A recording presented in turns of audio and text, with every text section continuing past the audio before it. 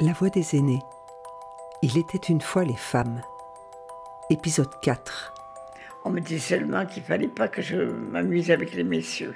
Avec Cécile, Odette, Arlette, Gabrielle, Léon et Juliette. La première fois que je me suis mis du rouge à lèvres, mon père il était né en 1860 et quelques. Il n'était pas question que je mette du rouge à lèvres. Alors, quand je partais, vous savez, je sortais du salon et souvent, il y avait une espèce de hall.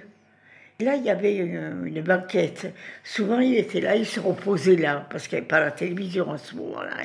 Et quand je m'étais passé du rouge, au lieu de me baisser pour l'embrasser, « Au revoir, je suis pressée !» Je partais vite en courant, prendre mon autobus de l'autre côté. Alors un jour, il m'a dit, « Écoute, arrête-toi. Hein. » Il me dit, « Ou tu t'arrêtes de mettre le rouge à lèvres, ou alors tu m'embrasses quand même. » Il s'en était rendu compte, on est bête quand on est jeune.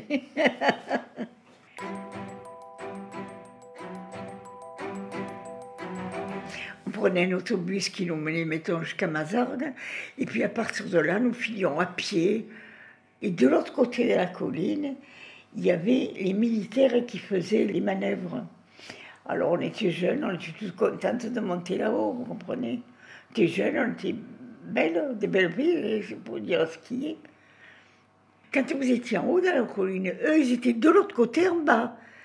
Alors de loin, ils nous faisaient des signes bonjour. Enfin, c'était tout, ouais. Je serais capable de vous dire s'ils avaient un nez long ou un nez court. Hein. D'abord, j'étais toujours miro. J'avais pas les lunettes, évidemment. C'était dégradant de porter des lunettes. C'est vrai. Les filles à lunettes, c'était pas... Je me rappelle pas quel artiste, en avant les femmes à lunettes, elle avait sorti la chanson. Je me rappelle plus qui c'est, en avant les femmes à lunettes, en avant. La lunette en avant, je m'en rappelle plus. Je ne me rappelle pas la dame qui chantait ça. Cécile n'avait pas ses lunettes. Elle jouait avec les garçons de loin.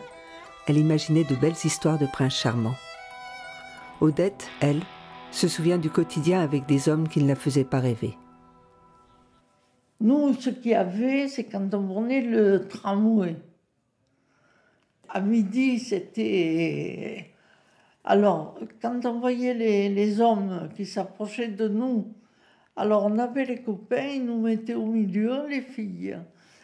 Et on risquait plus rien. Sinon, c'était le frottement. C'était ça qui était dégueulasse. Ça, je l'ai subi.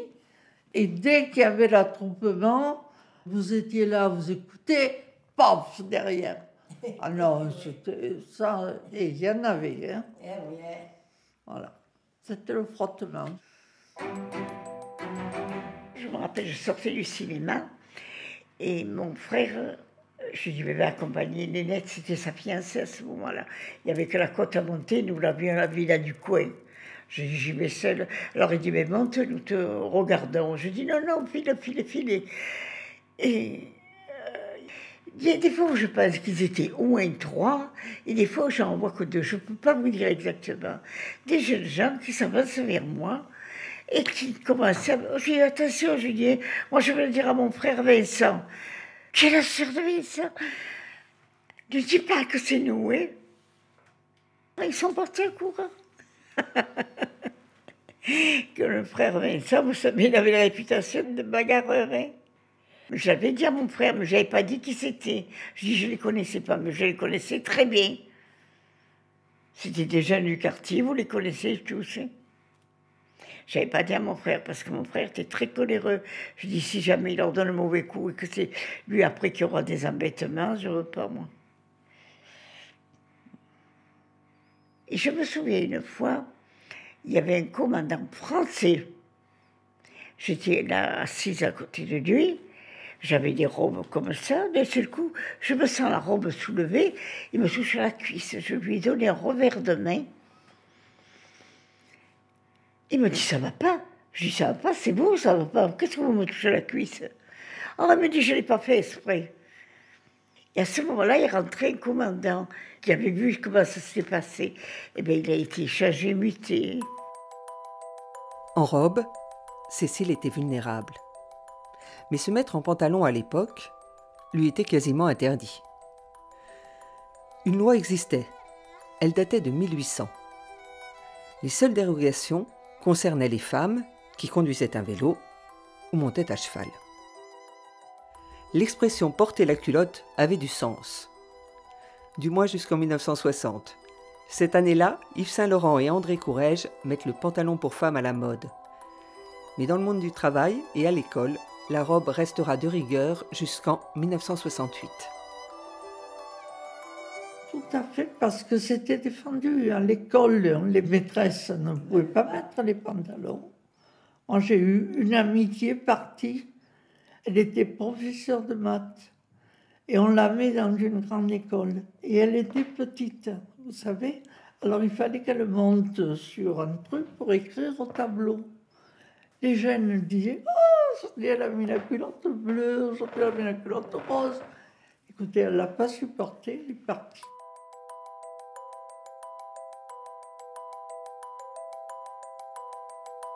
Arlette a aujourd'hui choisi de s'habiller en jean. Elle se souvient de son enfance. Toujours en robe que ma mère nous faisait, elle avait des mains. Elle tricotait, elle crochetait, elle savait tout faire. Après, quand on a été plus grande, elle nous a fait habiller par une couturière. On était toujours bien habillés, surtout quand il y avait les balles d'ingénieurs et tout ça. Bon. Et ça plaisait pas à mon mari parce que j'étais pas assez décolletée encore. Alors un jour, il m'a dit, viens avec moi. On a été dans un magasin, un grand, et il m'a fait assez je ne sais combien de robes, et il m'a montré ce qu'il voulait, c'est-à-dire à moitié nu. Et un jour, dans une soirée, il y avait une dame qui avait une robe décolletée à partir des fesses, avec 2 bretelles, qui est là. Il m'a dit, voilà ce que je voulais, je voudrais que tu portes.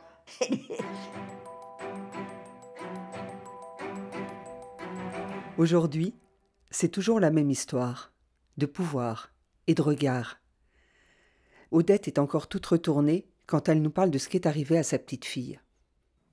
Vous savez, parce qu'on a dit à ma petite fille qui avait 13 ans, elle a voulu mettre ce qu'on avait offert pour Noël. Alors elle avait les pantalons et elle avait la mini-jupe. Vous savez ce qu'ils lui ont dit, les petits de sa classe? Oh là là, tu ressembles à une pute. Vous vous rendez compte?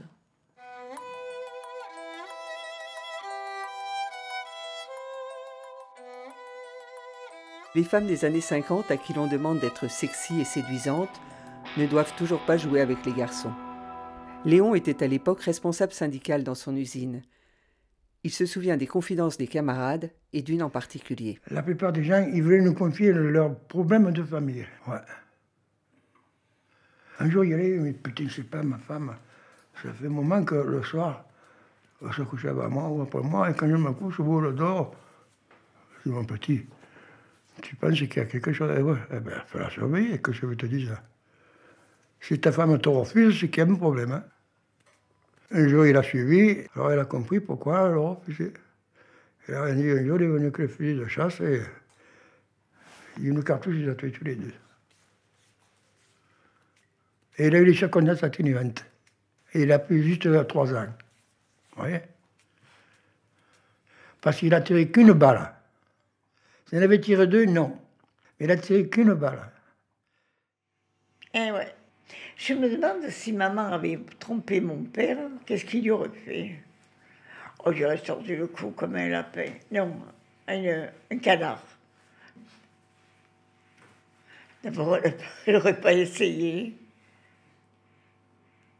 Mon père était né en 1880, vous savez, c'est pas jeune, hein?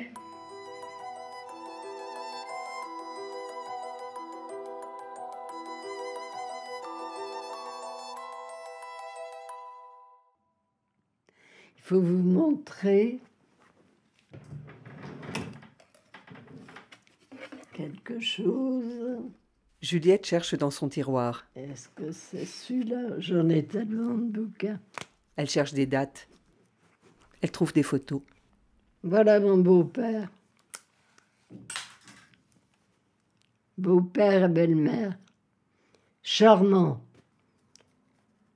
Ce monsieur, donc, avait 3 fils, Jean-Jacques, Michel et Jean-Claude.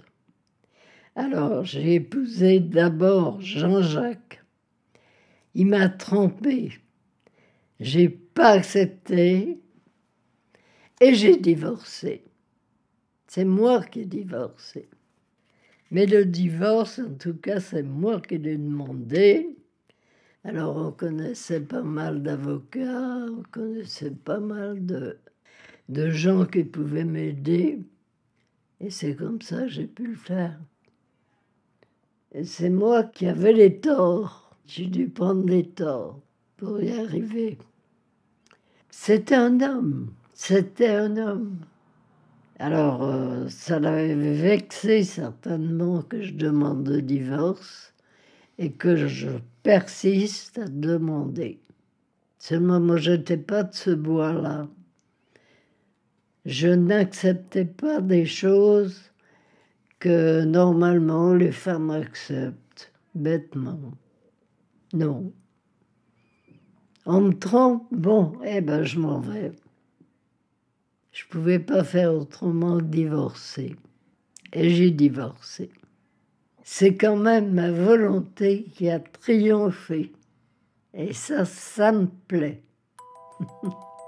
J'ai raison ou pas?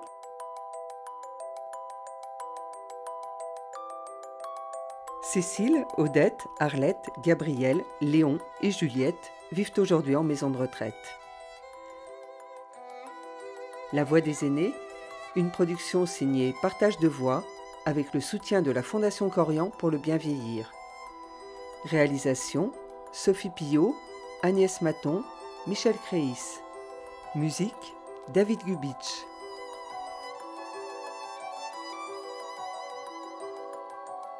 Retrouvez leurs voix, leurs souvenirs, leurs confidences sur le site de la Fondation Corian pour le bien vieillir et les plateformes de téléchargement.